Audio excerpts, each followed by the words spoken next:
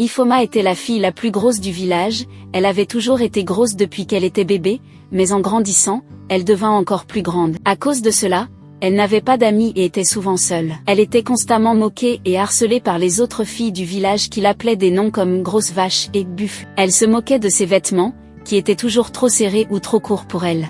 Elle riait et la désignait du doigt, et quand elle ne les voyait pas, elle mettait des pierres sur son chemin, espérant qu'elle tomberait pour pouvoir rire encore plus. Cela la rendait très malheureuse et déprimée. Un jour, une nouvelle famille emménagea dans la maison à côté de la sienne. Ils avaient une fille nommée Mozi, qui était à peu près du même âge qu'Ifoma. Mozi était mince et jolie, avec de longs cheveux noirs et des yeux bruns. Elle portait des colliers et des bracelets colorés et avait de belles robes en soie. Mozi devint rapidement populaire parmi les autres filles qui l'admiraient et voulaient être son amie. Ifoma était curieuse à propos de Mozi et espérait qu'elle pourrait être amie puisqu'elles étaient voisines. Un jour, elle prit son courage à deux mains et décida d'aller lui parler. Elle s'avança timidement vers Mozi, qui était entourée d'un groupe d'autres filles, et lui dit d'une voix hésitante, « Salut, je m'appelle Ifoma, je vis dans la maison à côté de la vôtre et j'aimerais être ton amie, si ça ne te dérange pas. » Mozi la regarda et éclata d'un rire cruel. Elle dit à haute voix pour que tout le monde l'entende, « Ifoma, pourquoi voudrais-je être ton amie? Pourquoi voudrais-je être amie avec une fille aussi grosse et laide que toi? Tu es répugnante. Va-t'en d'ici et ne me parle plus jamais. » Elle se mit à rire,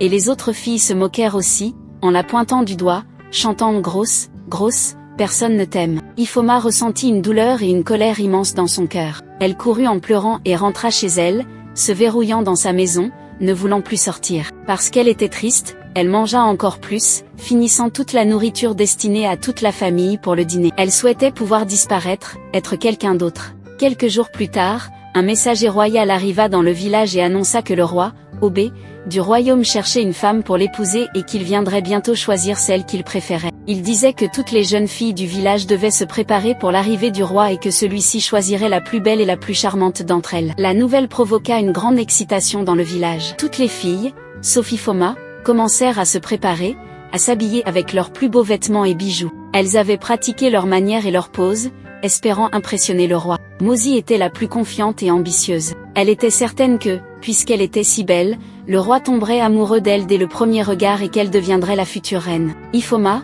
de son côté, n'avait aucun intérêt pour la visite du roi. Elle se disait qu'en raison de sa taille, il ne la choisirait jamais et qu'elle serait humiliée et rejetée par lui. Elle resta enfermée chez elle toute la journée, se sentant désolée pour elle-même et souhaitant pouvoir fuir sa vie misérable. Lorsque le jour de la visite du roi arriva enfin, il arriva dans le village accompagné de ses serviteurs. Il était grand et beau, portant une couronne d'or sur la tête et une cape en peau de léopard sur les épaules.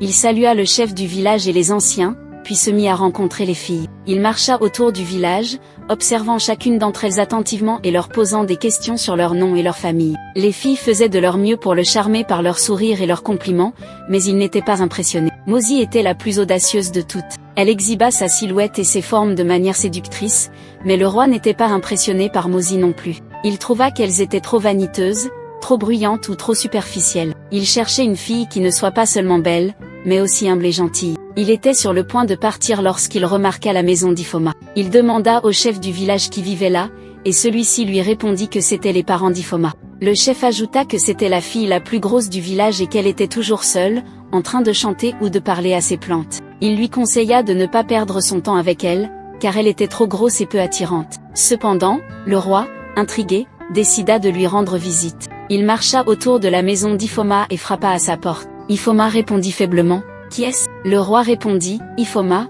n'aie pas peur. Je ne veux que te parler et apprendre à te connaître. » Ifoma hésita, mais elle ressentit une étrange attirance pour la voix du roi. Elle se demanda ce qu'il voulait, alors elle ouvrit la porte et le laissa entrer. Lorsqu'elle ouvrit la porte, elle vit le roi debout, souriant à l'extérieur. Il était grand et très beau, avec de beaux yeux bruns et un visage gentil. Il la regarda avec intérêt, sans dégoût ni pitié. Le roi entra dans la maison et regarda autour. Elle était petite et simple, mais propre. Il remarqua les robes qu'Ifoma avait cousues et en fut très impressionné. Puis, il la regarda attentivement et vit une femme très belle. Elle était ronde et gracieuse, avec un joli visage et de grands yeux. Il lui dit, « Je suis ravi de te rencontrer, Ifoma. Tu as un sourire magnifique. » Ifoma était sincèrement surprise par les mots du roi. Elle ne s'attendait pas à ce qu'il remarque ou apprécie quoi que ce soit chez elle. Elle lui répondit, « Merci, vous êtes très gentil. » Ils échangèrent un sourire chaleureux et passèrent les heures suivantes à discuter, rire et manger ensemble.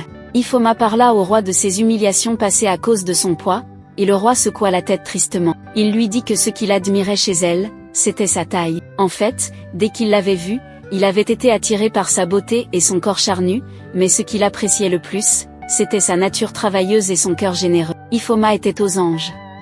Elle se sentit enfin appréciée, peu importe sa taille, et elle comprit que le roi était tombé amoureux d'elle. Pendant ce temps, à l'extérieur de la maison, le village était en effervescence. Les autres filles, surtout Mozi, étaient furieuses et jalouses que le roi ait choisi de visiter Ifoma et ait passé autant de temps chez elle. Mozi détestait toujours Ifoma. Elle la haïssait pour sa différence, pour ne pas s'intégrer, mais ce qu'elle détestait le plus, c'était que malgré sa taille, Ifoma semblait heureuse et trouvait de la joie dans les petites choses. Longtemps, Mozi avait rendu la vie d'Ifoma misérable. Elle faisait tout ce qu'elle pouvait pour la faire se sentir nulle. Elle l'humiliait, la taquinait, lui volait ses affaires et brisait son pot d'eau plusieurs fois, juste pour la faire pleurer et pouvoir se moquer de ses larmes. Quand tout cela ne réussit pas à briser Ifoma, Mozi lui disait qu'elle était inutile, que son existence était une erreur. Lorsqu'elle se rendit compte que le roi appréciait Ifoma et la regardait avec admiration, Mozi ne put accepter cela. Elle ne pouvait pas accepter que la grosse et laide Ifoma ait gagné l'amour du roi et devienne la future reine, l'une des filles les plus enviées du village. Mozi ne pouvait tout simplement pas l'accepter et décida de détruire Ifoma une fois pour toutes. Elle décida qu'elle allait enlever son amour et son bonheur à Ifoma et la faire souffrir encore plus qu'avant. En fait, elle décida d'aller voir la sorcière. La sorcière vivait dans une forêt lointaine, loin du village. Elle était redoutée et évitée par tous, car on savait qu'elle possédait des pouvoirs sombres et dangereux. Elle pouvait jeter des sorts, manipuler la chance, et pouvait rendre les gens fous, malades, voire morts. Elle était prête à tout pour obtenir ce qu'elle voulait. Mozi n'avait pas peur de la sorcière, car elle y était déjà allée plusieurs fois. En fait, la seule chose qu'elle craignait, c'était de perdre l'amour du roi et de voir Ifoma heureuse. Elle était prête à payer n'importe quel prix, à prendre n'importe quel risque. Ce soir-là, Mozi rassembla toutes les pièces de monnaie qu'elle avait économisées et se rendit dans la forêt. Elle marcha pendant des heures jusqu'à atteindre la maison de la sorcière. Elle frappa à la porte et dit, « Grande sorcière de la forêt, j'ai besoin de ton aide. Je veux passer un marché avec toi. » La sorcière ouvrit la porte et la regarda avec un sourire malicieux. Elle lui dit, « Eh bien, que voilà une jolie jeune fille avec un grand problème. Entre, parlons. » Mozi entra dans la maison et vit que c'était sombre et rempli de choses étranges et effrayantes, des crânes, des os, des plumes et des bouteilles de poison. La sorcière était assise devant un chaudron bouillant, avec un chat noir, un serpent et une chouette à ses côtés. Mozi sentit un frisson lui parcourir l'échine, mais elle n'avait pas peur. La vie d'Ifoma valait bien n'importe quel prix à payer. « Dis-moi, jolie petite fille, quel est ton problème? Que veux-tu que je fasse pour toi ?» demanda la sorcière. « Ô sorcière, je veux que tu fasses en sorte que le roi m'aime. Je veux qu'il déteste Ifoma, qu'il me choisisse et qu'il soit à moi. Je veux que tu laisses Ifoma sans rien, » répondit Mozi. La sorcière réfléchit un instant, puis répondit, « Je vois, tu veux que je lance un sort d'amour pour ensorceler le roi. C'est un sort très puissant, très sérieux, ma chère. Ce n'est pas un jeu. » Mozi n'était pas effrayée. « Oui, dit-elle, je veux ce sort, peux-tu le faire ?» La sorcière sourit et répondit, « Bien sûr, je peux le faire.